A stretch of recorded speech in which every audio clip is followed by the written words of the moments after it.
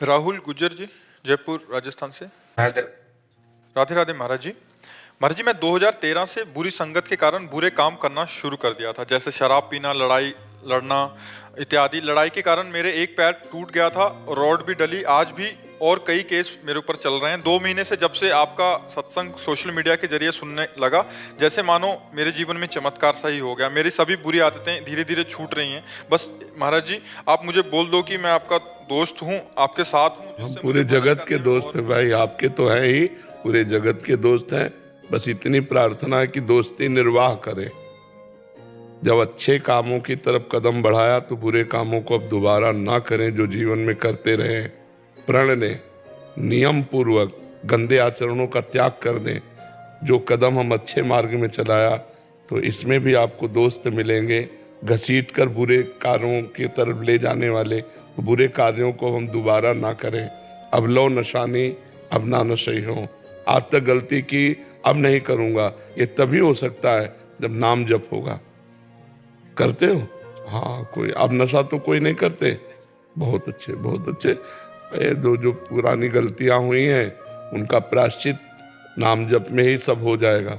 नाम जप ही सारे पापों को नष्ट कर देगा, और जो सांसारिक फंस गए धीरे धीरे छूट जाएंगे। नाम जप करते रहो। भगवान बड़े करुणामय हैं। हम भगवान के सामने तो बच्चे ही है ना, और बच्चों से गलती होती ही है, और पिता क्षमा ही करता है। तो हम तो हम सर्व पापेभ्यो मोक्षयिष्यामि मा शुचा, भगवान कहते हैं। तो हमें भगवान का भरोसा रखना चाहिए और नाम जप करना चाहिए, और बुरा कर्म अब नहीं करना चाहिए, इससे डरना चाहिए।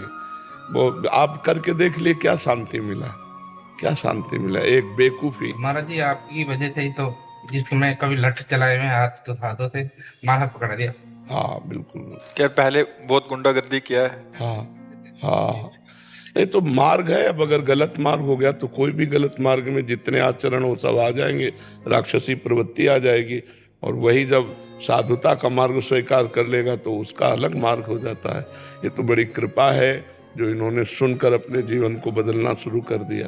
महाराज जी, एक और समाधान चाहिए था। जैसे इस मार्ग पे आ गए, अगर यहाँ चलते चलते काफी समय हो गया और फिर वहां का संग प्रबल हो गया, तो फिर से जा सकते? फिर हाँ, जा सकते। ऐसा संभव है महाराज जी? संभव नहीं, ऐसा 100% है, 99 नहीं, ऐसा 100% है। तो इसका मतलब संग भी छोड़ना पड़ेगा? हाँ, संग, हरकत छोड़नी पड़ेगी। जो हरकतें हमको गिराती रही उनसे हमें बचना पड़ेगा। जब चिंतामणि वैश्या ने देखा कि बिल्वमंगल पूरा आसक्त हो गया है, अब उसके पास कोई संपत्ति नहीं बची, तो उसने धक्का बता दिया, धक्का मार के निकलवा दिया। और वो जी जान अर्पित किए हुए था बिल्वमंगल चिंतामणि पर। अब जिसे इतना समर्पित कि अपने ऐश्वर्य संपत्ति सब लाके दे दिया। वो वैश्या संपत्ति की होती, अब संपत्ति रह नहीं गई, और आसक्ति इतनी प्रबल, तो कोई पत्नी थोड़ी कि तुम्हारा निर्वाह करेगी, धक्का मार के निकाल दिया। जब कोई रास्ता नहीं रहता तो भगवान का रास्ता एक खुलता है। हृदय जब संसार से चोट खाता है तो उसे शीतलता भगवान के चरणों में मिलती है। तो किसी संत के संग से वो वैष्णव बन गए, कंठी तिलक माला और भजन। 1 वर्ष उनके आश्रम में रहे, थोड़ी शांति मिली, श्री कृष्ण मंत्र मिला। उनको लगा भजन ही करना है तो वृंदावन चल के भजन करें, भगवान के धाम में जीवन अर्पित करके वहीं भजन करें। अब वो रास्ते में चले तो एक देवालय था, सरोवर था, तो सोचा आज रात्रि यहां रुक लेते हैं। तो रुके, सुबह देखा तो बहुत सी लड़कियां, नौवधुएं देवता का पूजन करने के लिए भगवान के आई। उनमें से एक की मुखाकृति ठीक चिंतामणि जैसी थी। वो आदमी बिगड़ सकता है, इसकी बात जो ही देखा, बस हाँ चिंतामणि। अब फिर भूल गए कि हम बाबा जी बन चुके हैं, हम भगवान का नाम ले लिए हैं। बस वो पीछे अंदर से पुकार निकलती, हाँ चिंतामणि। और चिंतामणि थी नहीं, वो किसी की पत्नी थी। उस बार बार मुड़ के देखती कि बाबा जी हमारे पीछे।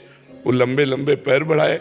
अब दिन का समय था तो ज्यादा उसको डर नहीं लगा, लेकिन अपने घर पहुंची, अपने पति से कहा कि ये पीछे जो लगा हुआ है ये कोई नीच पुरुष है, इसकी दृष्टि ठीक नहीं है हमारे ऊपर। वो बहुत सुलझा हुआ व्यक्ति था, धर्मात्मा व्यक्ति था। बाहर निकला फिर दरवाजे पे खड़े, तो दृष्टि से देखा वैष्णव तिलक ऐसे। कहा कैसे महाराज, पत्नी ने बता ही दिया था कि हमारे पर गंदी दृष्टि रख करके आया है। तो अतिथि सत्कार बहुत बड़ी वस्तु होती है।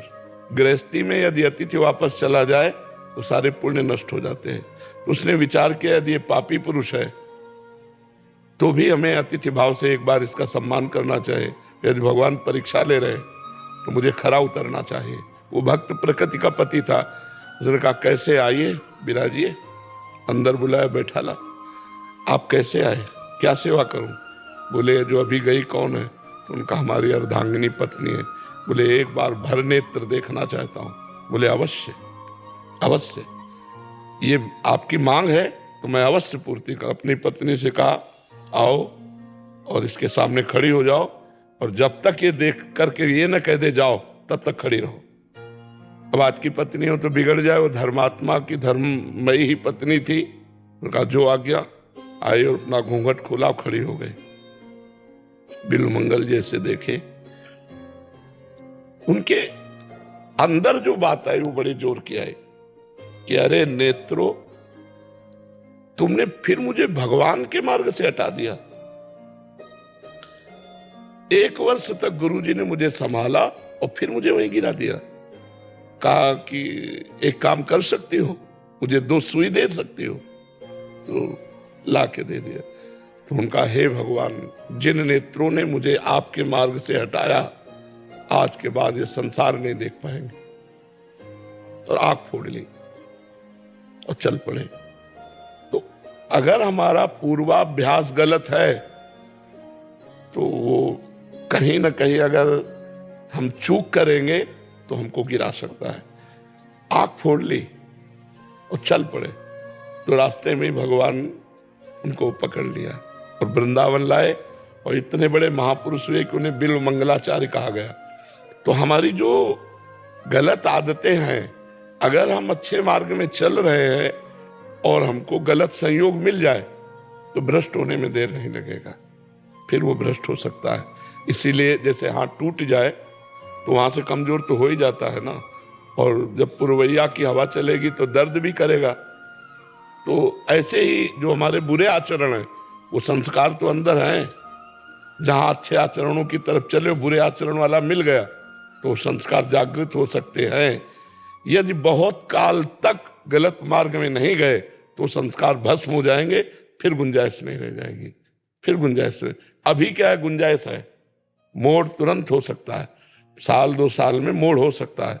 और अगर हम निपट गए, निकल गए, तो फिर लंबे समय तक अगर हम पवित्र रहे तो फिर मन कर नहीं, अब नहीं, अब लो नशानी, अब ना नशे। ऐसा है महाराज जी। इसमें एक समाधान, काफी साधकों के ऐसे प्रश्न आते हैं कि जैसे कृपा करके गुरु कृपा हुई, श्री जी की कृपा हुई, इस मार्ग मिला महाराज जी, हमें तो पता ही नहीं था उस मार्ग में, तो 1 साल बाद 2 साल बाद फिर संसार की ओर एकदम इसमें प्रभु फिर खींचते हैं क्या महाराज जी, या प्रभु का क्या इसमें महाराज जी? नहीं, एक बार तो भगवान की कृपा जीव पर होती है कि असत मार्ग से हटा दिया, फिर भगवान छोड़ देते हैं। अब तुम चलो, सतमार्ग में चलो या असत मार्ग में चलो, दोनों की तरफ छूट दे देते हैं। तो जीव का स्वभाव है, अगर वो सतमार्ग में आया और उनके नियमों का पालन न किया, जैसे घर छोड़कर बाबा जी बना तो उसका नियम है कि अपने घर वालों से संपर्क मत रखो, उसका नियम है कि गुरु आज्ञा जो हो रही उसका पालन करो। नियमों का पालन नहीं किया, असत चेष्टाएं बंद नहीं की, तो फिर संसार में तो जाना पड़ेगा। एक बार भगवान की कृपा ने खींच लिया, अब उस कृपा का आदर करो या अवहेलना करो। अवहेलना करी तो फिर उससे भी नीचे चले गए, अब दोबारा जिंदगी में वो चांस नहीं आएगा सतमार्ग में चढ़ने का। नहीं, सतमार्ग से गिरा हुआ फिर सतमार्ग में नहीं चढ़ सकता।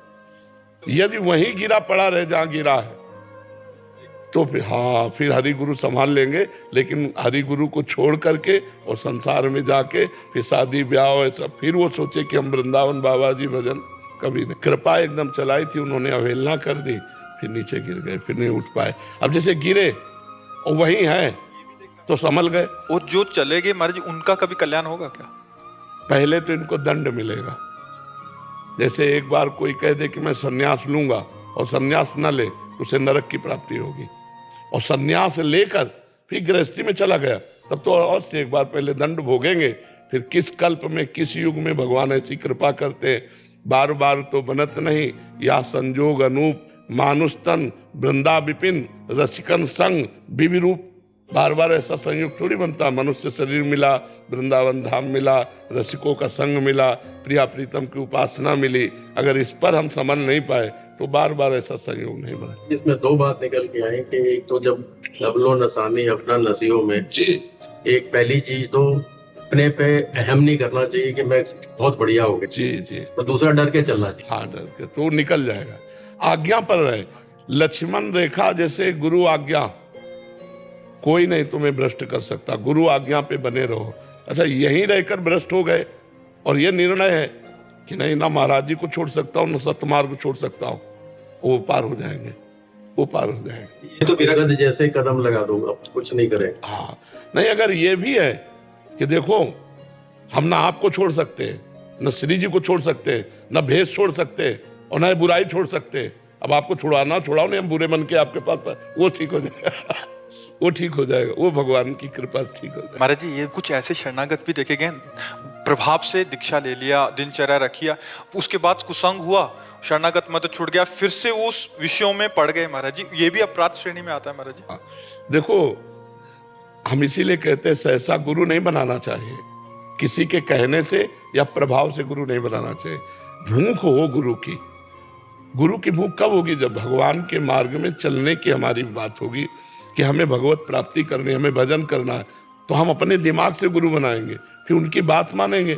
अब केवल फॉर्मेलिटी के लिए तो वो व्यवहार में जहाँ उनका कुसंग हुआ भोगों की, जहाँ आप गुरु आज्ञा का उल्लंघन करोगे, पाप करोगे, आपका मन हमारी तरफ आने का कहेगा ही नहीं।